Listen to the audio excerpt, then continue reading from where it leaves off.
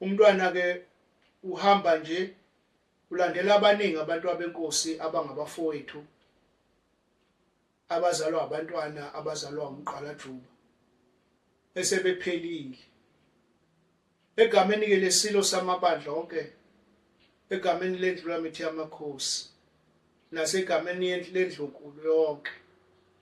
imbubeke idlulisa ukukhala esizweni ngoba siyazi ukuthi kulezi izimo abantwana ibona njengoba beyoyise bengonyama ethembele kubo ukuthi njoba ikhona ihlezi esihlalweni mayibheka ngapha nangapha ibona ukuthi oyise bakhona kwenza ukuthi izinze kodwa lokhu kufana nokuhlwithwa amaphiko ayo ondiza sithi ke isizweni sonke sikhayela nathi sikhayela nembube sikhola abantu abadala ikakhulukazi umama uNdlunkulu uGwabini osekunguye nje yedwa osele komama sikhayela nabomi kaNkosi ngoba njengoba ingonyama yabashiya kanje uma kukhona abafowabo bayo ingonyama ekhaya bayazi nomi kaNkosi ukuthi mabememeza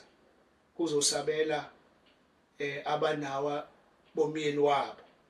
siyakhala nje ezweni sonke ngomntwana umntwana ke uzofihlwa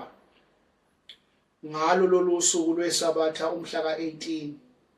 emva kwenkonzo ezoqala ngehora lesishagalolunye khona ekhaya laphana oSuthu mangithi oSuthu ke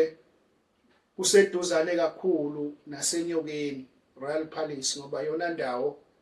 engazi ukuthi abantu bayayazi